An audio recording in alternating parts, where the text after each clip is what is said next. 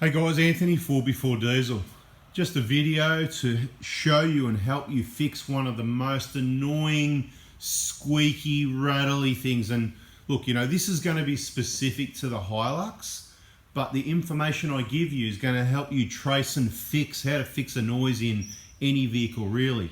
But before we do, I just want to say, I was just thinking, yesterday I was talking to a friend and we sort of said, we were discussing about videos. There's so many videos these days, you know, what videos to watch. I mean, we can't watch all the videos, right? There's videos that go for 1 minute, 2 minutes, 5 minutes, 10 minutes, 15, 20, you know, it goes over an hour, and there's videos that go for hours, right? And literally you could spend your whole day or night just sitting there watching videos, right? And obviously if you've got cold, miserable weather and you can't get outside, maybe this is a good opportunity to gather some information, because watching these videos, as long as you're watching the right people, there's a whole lot of people out there on YouTube and other places that are genuinely there. They've got experience, qualifications, they're smart, and they're there, they're doing it to help you.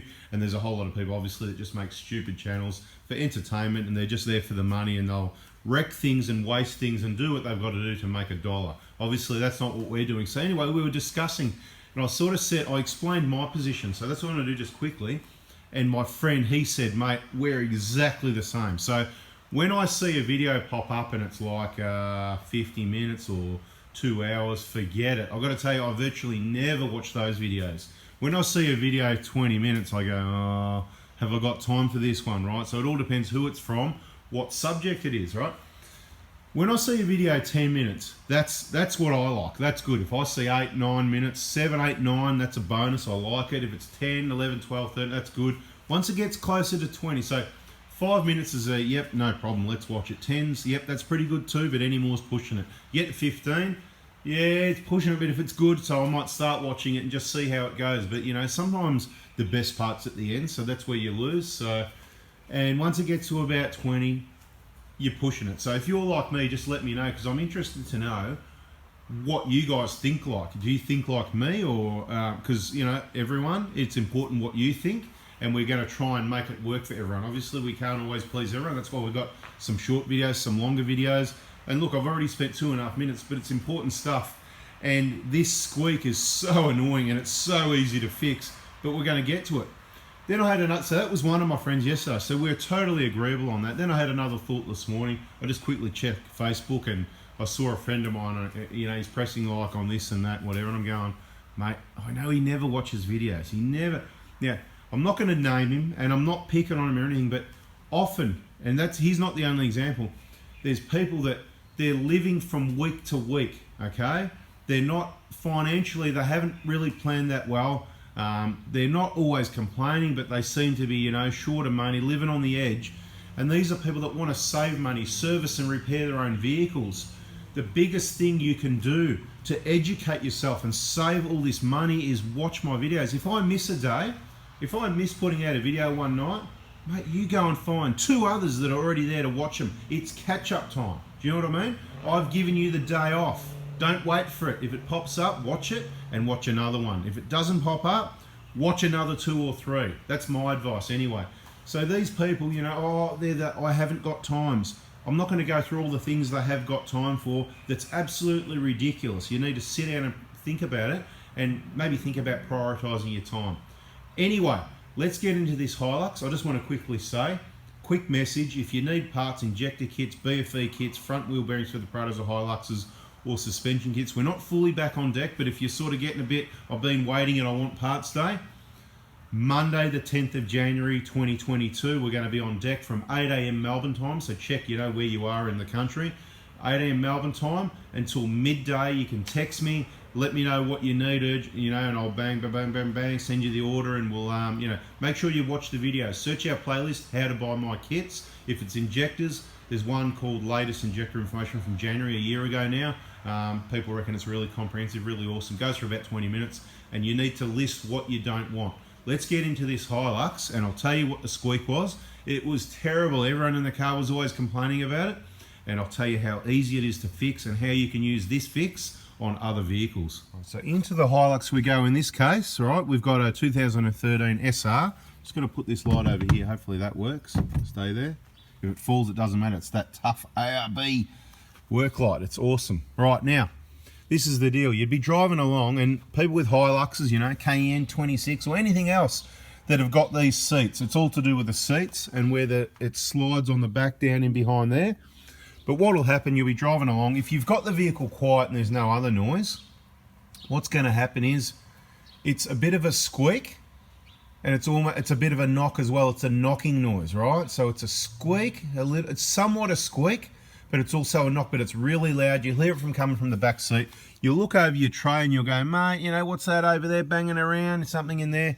It's probably not out there. It could be your dog lead that's tied up like ours is. And it was funny. I had the kids in the back a few times and I'm asking them, you know, can you work out what it is? You know, I wasn't letting the cat out of the bag. You know, does it, oh, I think it's out there. And you know what, you know, they're out here hitting the tray going, you know, something's rattling around. And that can make a bit of noise, but I'll tell you what, it is silent after we did this fix. So, as you know, you can pull this strap thing, what do you call it here, right? And it sort of folds the seats up, right? Sorry, I blocked it, but you fold the seats up to access your jack and everything, in case you didn't know, right? You know, that's where your jack and some extra storage is.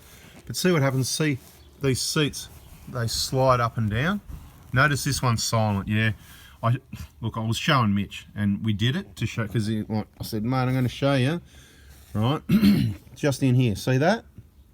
Yeah, there's the magic, baby. Right, so watch what's happening. Right? See how it slides up and down? So that's your squeak. Depending if someone's sitting on it or not, it might be going like that over some, you know, unsmooth roads that they build in Australia. Heaven forbid, you know. That's what they do, don't they? They're not very good at building roads. Let's face it. Well, they can do it. They can do it on the politician side. I mean, the eastern suburbs. I mean, you know, yeah, there's certain roads they can build really well and they can resurface those every year or two. Meanwhile, the other roads are just absolute rubbish because important people don't travel on those. Anyway, there's a whole lot of problems. It does pay to understand the problems, but you've got to be able to manage it, right? Don't get stressed out. Don't worry about it. Do what you can do. If you can't do anything, don't worry about it. The point is you need to wake up and realize what's going on. Smell that, whatever it is you just stepped in. Anyway, see how it slides up and down? But when we go, so when we put the seat down, it's coming all the way up. Let's see if I can, so I didn't do a test on this, but look, all the way with the seat folded up, it's all the way that way, right? That's cool, no noise. Now I'm going to try and see, I'm going to close it all the way the other way and see if we can still, I'm going to let it go. Hang on, let's see what happens. All right, okay, so that's the seat shut. Let's see. Oh, did I get grease on the seat right there? Gee, that's pretty bad, isn't it? Oh my God, don't bring your vehicle to me. Look what I do. Look at that. Bloody ridiculous. Okay, we're going to get a rag and clean that up right now. Anyway, you get the drift, right? Look, see, look, I gave it a wipe, just a quick wipe. Nobody's ever, customer won't even know, mate. Customer won't even know. Hey, hang on, I'm the customer. That's all good. Look, I did, when I went in there, there's not a lot of space, right? I don't know if the camera shows it. And you're going by feel. It's like other things where you kind of can't see in the dark and you're just sort of feeling around and sometimes you go the wrong area. Well, you know, it's one of those areas where you just got to be careful, right? So let's just try and get in there. See that? See how there's a sliding, there's a top, and this is important stuff, right? If I don't drop this camera, but trying to, you know how hard it is to get in it. You'll see what I mean when you go to your vehicle after this. So when it's all the way to one end, and then you've got people sitting in here, right? Sitting on that seat, that's the worst. And if they sit there, it goes, look, nothing with this one. It's dead set silent. This is what I'm trying to tell you. It's probably never been lubricated. Next question you're going to have is, what grease do we use? Now, that's a good question. You don't want to use sloppy grey EP3. It's just really stringy, messy. You think I made mess with that grease, it's going to go everywhere. Now, what you want is, I don't know what the type of grease is called. I'm going to tell you, I don't know everything. All the things that aren't important, I don't know. Okay? I try and only know the things that are important because I've only got a certain amount of brain space. So if I only know the important things, they're the things you want to know. So now's the time to subscribe and turn the bell on if you haven't already. Hit the like button and tell your friends about the channel. Look at the comments, mate. People reckon it's awesome. So trust them, not me. The grease you want is a thicker type of grease. You know that clear, white looking stuff? Not white grease, because that's messy, thin as well. You want that thick stuff, almost like Vaseline. And guess what? Vaseline will do it. Guess what? Molykote will do it. What did I use? I used the rubber grease because it's fairly thick. And I just thought, well, it's not rubber we're dealing with, but I went for the Penrite because I've got a tub of the Penrite, the red rubber grease. What do we mainly use that on? I I can't even think what we use it on. I mean, you use it on rubbers like sway bar, suspension rubbers and that, but there's something we use it on. I can't think what I use it on. What do I use it on? I use it all the time. Can't even think. Anyway, better do another video about that when I remember. Is that bad or what? I can't remember. I know half of you guys watching, all the regulars already know. They're going, mate, you use it on the blah, blah, blah. I don't know what I use it on. What? Anyway, right, be careful. Have a rag there. Look, whatever you get on your seat here, nobody's going to see it, right? Now, this is the thing. It could be another make or model of vehicle. It could be your striker here, right? Now, the first thing you need to do, sometimes they're adjustable, depends what vehicle, is make an adjustment at the striker or the door lock, depending what make and model. Sometimes your doors don't stay open or they make, you know, noises and stuff. These check straps, they wear out as well.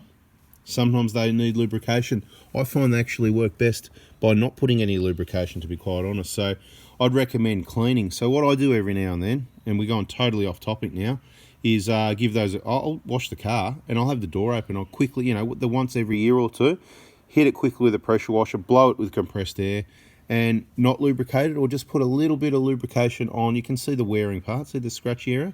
Very, very light dry lube's probably a good option, right? And you're not going to get one of those lube sticks in the back behind here though. But hope you get what I mean about being able to use the information to diagnose any creaks or squeaks and all this sort of thing, right? So the first thing you need to do is trace. You need to get to what area it is and then go, that's where it's at. Now, as a bonus for the people that were wise enough to hang around, I'm going to give you a bit of bonus info it'll probably be in another video. I've probably already mentioned it, but this is what happens. You know, I just mention things randomly through videos, so you need to stick around, and that's why they end up being a bit longer. So the Prado my father drives, 2013 Prado, same as this 2013 Hilux, really, both white. It's a GX, it's an SRC. Value for money options, guys. They're just cars, mate. You don't need all the flash stuff that's going to let you down if you travel. If you're a luxurious type and you need an altitude and sunroof and you know, city slicker, that's cool. You can get the luxury. Just leave it all standard. Don't add any accessories. Happy days. It's going to be super reliable, but watch the videos because careful who you take it to, and usual maintenance that isn't in the book, and most workshops, including dealerships, don't do the maintenance that's required to keep it reliable. See, another video. Anyway, the one he's driving, it's had a rattle in the back door, sort of squeaky, annoying rattle for some time now, and it's obviously got worse. And there's an issue, and I don't know a lot about it because I haven't actually seen it, and I haven't seen this one yet either. I said, look, to diagnose it, what we need to do is take the spare wheel off the back of the door, because I believe where the spare wheel mounts on, inside where it's welded or spot welded, some welds break away, and they can create this little annoying knocky noise, right? So just beware of that one. So if you didn't have, so this is why I don't have a Hilux, I'm not going to watch this video. No, we talked about Prados, and I'm telling you, once you trace where the sound's at, so you may need a second person to be in the vehicle while you drive and produce the noise for them to crawl around and try, it's definitely coming from here. Once you hear where it's coming from, this is where it helps if you can think and go, what does that sound like? Is it a tapping, a knocking, a rubbing, a whatever? Do you know what I mean? So that's what happened here. To confirm it, you know, we had the kids in there and I said, look, you know, push on the seats. Oh, yeah. I said, well, you can see, you can hear it's directly behind the seat, yeah? And I said, and these seats slide. So anything that's a moving part, if something's really tight, okay, so let's, again, off topic, let's go to suspension for a minute, right? Say your front struts, for example. If the bottom bolt was loose, and you probably wouldn't get this in a Toyota, in a Holden or a Ford or something like that, but if the bottom strut, the bolt was loose, bottom of the coilover was loose, you can get a knocking noise because it's the pin of the end of the bush is sliding up and down in that control arm or whatever, and hitting up and down against the bolt. It's got a mil or two of movement, you know, depending on the tolerance of the bolts and all that sort of thing. So if it's tight, you get no movement, right? So anything that's tight that doesn't move, you don't get the movement, you shouldn't get the knocking unless there's something being added on aftermarket that's tapping against something. So when it's a case of a moving part, if it becomes dry, then it's a metal to metal, all the lubricant's rubbed off and it's just bone dry, it's going to get noisy, and it'll slowly get noisier and noisier and noisier. So in this case, yes, you're right, it could have been a 1 minute video where I just said, hey, guess what, bang, lube that, whatever. But you know what? There's heaps of other information in here, including that Prado mention. I'm not the expert on it. You need to get the rear door trim off and get in there and find. I haven't seen one yet. I've heard of people say, I got this knocking noise, it's in the back, it seems in the back door, right? And the vehicles that aren't that old, they can be under 100,000 Ks. And I know if they've been off-road, the off-road is usually the bigger, heavier tyre. There's lots of, rough tracks banging it around, and then that spare wheel sort of breaks the welds inside the door. I'm not sure if they've upgraded it, but you can repair it. Toyota dealers, they know about it, so it's pretty common, that sort of thing. So if you're not sure about it, you could probably ask them and see what they come up with. But like I said, careful who you let work on your vehicle. Hope that helps fixing up the squeak, rattle and roll in your Hilux, whatever it is. It's just a little bit of lubricant. So as you saw, the seat slides up and down. So you want to get a little bit of, you just need a tiny bit of grease, and you kind of got to feel it. So you put your finger in carefully without hopefully touching the seat, and you've got to feel where the slit is. And the slit's about, I don't know, an inch long. And you need to get a little bit of lube up the top, a little bit of lube at the bottom, and you need to stick your finger in the middle and a little bit along each side in the middle of that slit. And you need to do both sides of the vehicle, right? And then slide it up and down a bit, up, down, up and down, up and down. And it should be quiet after a couple of movements. And then get in your vehicle and go for a drive and go, mate, that is awesome, because that's what happens with this squeak, okay? So I hope you liked it. Like button.